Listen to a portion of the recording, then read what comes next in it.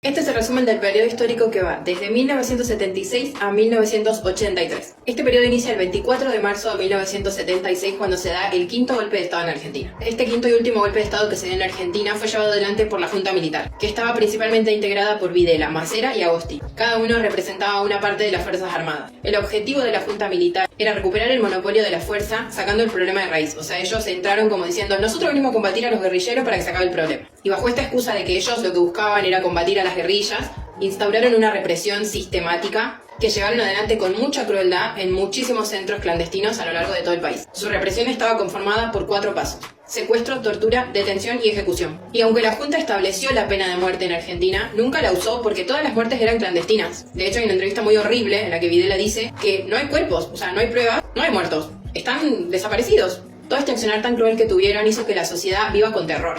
Además había un nivel de censura extremo. Ellos controlaban todos los medios de comunicación, todos los movimientos que se hacían, todo lo que la gente sabía, no sabía. Desaparecieron todas las instituciones de la República y querían construir un país sin huelga, con obreros obedientes y que no tuvieran tanta voz para manifestarse. Dentro de la Junta, la presidencia estaba disputada entre Videla y Masera. Videla pertenecía al ejército y Masera a la marina. Finalmente queda terminando Videla como presidente y con Masera siempre en contra. En 1976, como la represión era tanta y tan fuerte y tan cruel, las organizaciones guerrilleras estaban totalmente derrotadas, pero los militares seguían teniendo como argumento que estaban luchando contra estas organizaciones subversivas y por eso continuaban con todas las acciones de tortura. Mientras pasaba esto en Argentina, en los países vecinos de Chile, Uruguay, Bolivia y Paraguay, también estaban en el poder los militares, o sea que estos países también estaban viviendo dictaduras. El miedo estaba instalado en toda la población y estaban prohibidas todas las reuniones. En cuanto a la economía, Martínez de Hoz, que asumió como encargado de toda esta área, tuvo que enfrentar una gran crisis en el país. Su estrategia se concentró en fortalecer el sector financiero, la apertura, el endeudamiento y el crecimiento particular de algunos grupos. En definitiva, todo lo que hizo no benefició a ningún sector de la economía. Había mucha inflación y esto trajo mucha desocupación y que bajaran los salarios reales. Y encima de esto, el Estado se endeudó muchísimo para armarse para la guerra de Malvinas. Martínez de Hoz decía que habían 2 grandes males en la economía de la Argentina: los obreros, que eran demasiado demandantes y que tenían sindicatos que los respaldaban, y la industria nacional, que era poco eficiente y que dependía mucho de los subsidios y las ayudas del Estado. Con la inflación anual en un 400%, lo que decidió de la Hoz,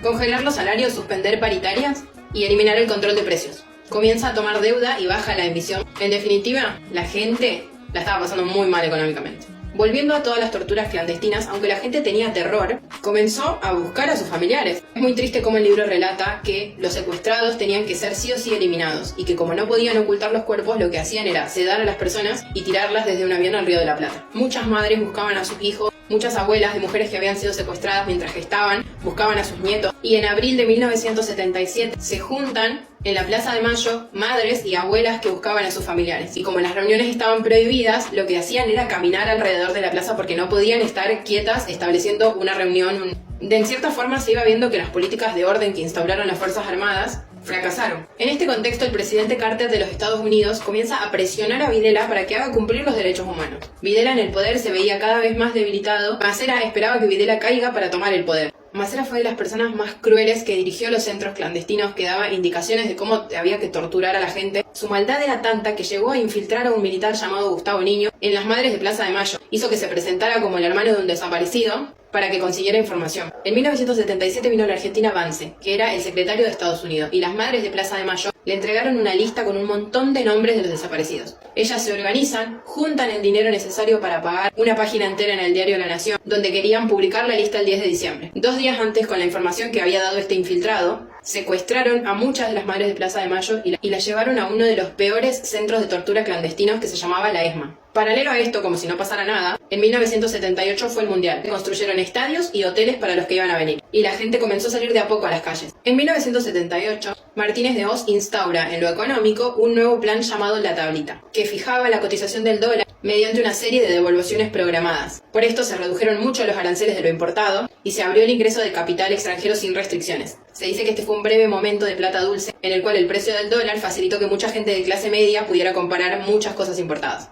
y hacer diferentes viajes.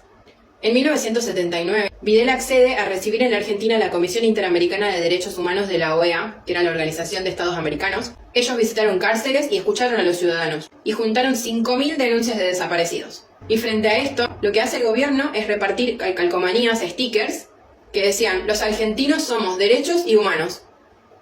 En este punto, el mundo conoce a los desaparecidos, se entera de lo que está pasando en Argentina. De 1979 a 1982 se vivieron años muy intensos. El gobierno sacó a la luz un conflicto limítrofe que casi nos llevó a la guerra con Chile. En 1981 estalló la crisis financiera, sacan a Martínez de Hoz y sacan a Videla. En ese momento asume el poder Viola. El ministro de Economía que pone Viola empeora todo. Ahí los partidos opositores forman lo que se conoció como multipartidaria. En diciembre de ese mismo 1981 se da un golpe dentro del golpe y entra Galtieri como presidente. En 1982 se produce la movilización obrera más grande que se le dio a esta dictadura, que se llamó Paz, Pan y Trabajo. Esta movilización fue fuertemente reprimida. En un intento de recuperar legitimidad, este gobierno militar, en abril de 1982, inicia lo que va a ser el conflicto bélico para recuperar las Islas Malvinas contra Gran Bretaña. En esta guerra, Argentina quedó diplomáticamente aislada. Varios países latinoamericanos sí nos apoyaban a la Argentina de palabra, pero nadie fue con nosotros a la guerra. Claramente la Argentina no tenía ningún tipo de oportunidad frente a Gran Bretaña militarmente.